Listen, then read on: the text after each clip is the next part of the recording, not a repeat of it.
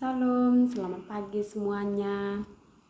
Apa kabar saudara-saudari pada pagi hari ini? Di sini berjumpa dengan saya akan menyampaikan atau membahas materi yang mengenai melawan bidat-bidat dan doktrin Tritunggal. Tapi sebelumnya saya akan memperkenalkan nama saya. Nama saya Budi, saya salah satu mahasiswi STT Saint Clement Alexandria. Saya tingkat 2 semester 4. Di sini saya akan membahas materi yaitu mengenai melawan bidat-bidat dan doktrin Tritunggal. Mungkin sebagian saudara-saudari semua tidak asing untuk mendengarnya. Tapi di sini saya berbagi dan membahas pada saudara-saudari semua. Tapi sebelum saya membahas dalam materi ini, saya akan mengajak saudara-saudari membaca dalam Injil Yohanes pasal 17 ayat 3. Injil Yohanes pasal 17 ayat 3. Di sini yang berbunyi demikian, inilah hidup kekal itu, yaitu bahwa mereka mengenal Engkau satu-satunya Allah yang benar, dan mengenal Yesus Kristus yang telah Engkau utus. Di sini doktrin Tritunggal mengajarkan teologi tidak mungkin di dalam sebuah ruang hampa. Ia berkembang keluar dari situasi-situasi kehidupan yang nyata. Orang mempelajari firman Allah, merenungkan pengajarannya, dan mengekspresikan kesimpulan-kesimpulan mereka. Seringkali kondisi-kondisi kehidupanlah yang memaksa mereka untuk memikirkan dengan lebih teliti dan lebih jelas tentang pandangan-pandangan doktrinal mereka dan yang menajamkan ekspresi kebenaran. Di sini ada sejarah yang dapat saya sampaikan atau saya bahas pada saudara-saudari semua, yaitu dari sejarah kita mengetahui bahwa belum pernah ada formulasi doktrinal yang resmi mengenai Allah Tritunggal hingga Konsili Nisea tahun 325 Masehi. Di sini Arian yang memicu diadakannya Konsili Nisea.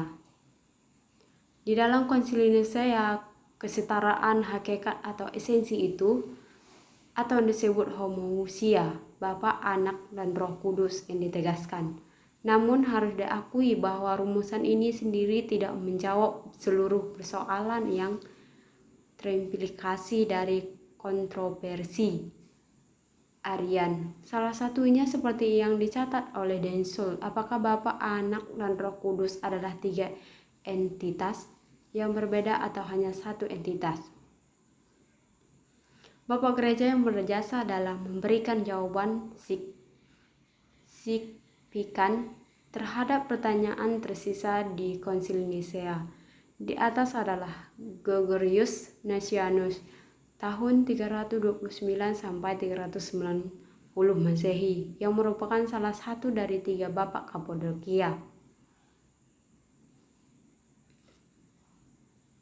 Di sini saya akan membagikan 3 hal pokok yang dapat kita bahas pada pagi hari ini, yaitu pertama mengenai pandangan-pandangan populer mengenai Tritunggal.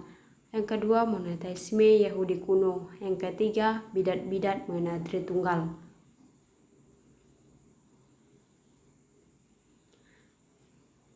Pandangan-pandangan populer mengenai Tritunggal adalah pandangan-pandangan yang dasar melalui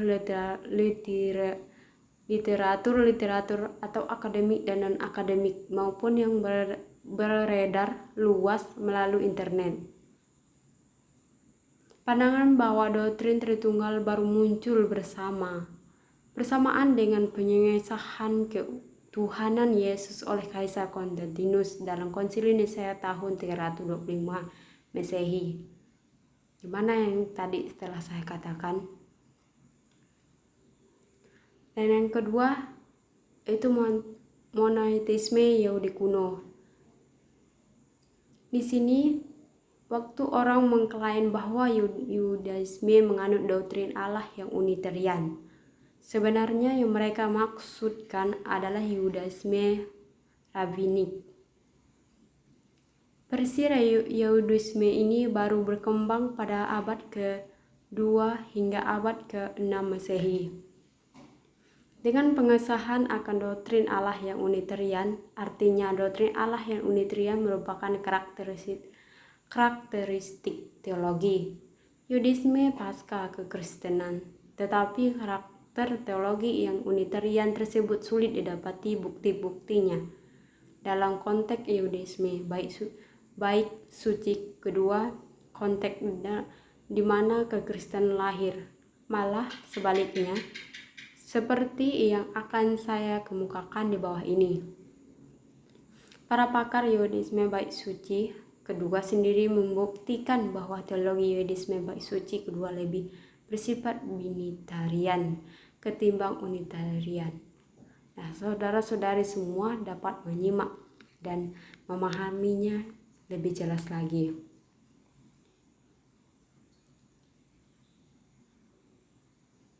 Dalam pembahasan di atas, saya sudah memperlihatkan bukti demi bukti mengenai dua pribadi ilahi. Bagaimana dengan Roh Kudus di dalam cerita yang telah kita temukan atau cerita yang telah kita bahaskan, itu di sini melawan bidat-bidat mengenai Tritunggal, yang mana yang dikatakan untuk ajaran-ajaran sesat terkait doktrin penting di dalam kekristenan, artinya istilah ini lebih bersifat internal kekristenan. Kita tidak dapat menggunakan istilah ini untuk ajaran-ajaran dari pihak non-Kristen yang bertentangan dengan iman Kristen. Dalam kaitan dengan doktrin Tritunggal, sepanjang sejarah kita mengenal beberapa bidat atau yang disebut ajaran sesat.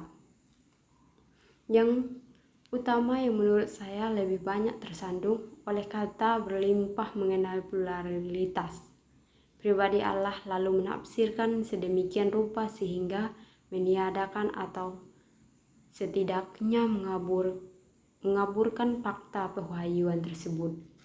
Nah, di sini kita dapat mendengar atau menyimak bahwa ada poin-poin penting atau kesimpulan yang dapat kita pelajari di sini, yaitu pertama, Allah menegaskan bahwa Allah yang disingkapkan dalam seluruh Alkitab adalah Allah yang esa, baik perjanjian lama maupun perjanjian baru menegaskan keesaan Allah. Yang kedua, keesaan Allah yang diajarkan dalam Alkitab bukanlah keesaan dalam kategori Unitarian. Yang ketiga, perjanjian baru menyingkapkan dengan cara yang baru yang lebih konkret ketimbang sekadar teofani di dalam perjanjian lama mengenai Tritunggal, yaitu melalui inkarnasi Yesus Kristus. Bisa kita lihat dalam Injil Yohanes pasal 1 ayat 1 sampai 18 dan Filipi pasal 2 ayat 6 sampai 11 dan juga dalam Ibrani pasal 1 ayat 1 sampai 3. Keempat, gagasan mengenai pluralitas pribadi Allah sudah dikenal dalam Yudisme bait suci kedua, yang tentu saja mereka dapatkan dalam perjanjian lama. Jadi tidak benar bahwa monoteisme Yahudi kuno adalah monoteisme yang unitarian. Sekian materi yang dapat saya sampaikan pada saudara-saudari semua.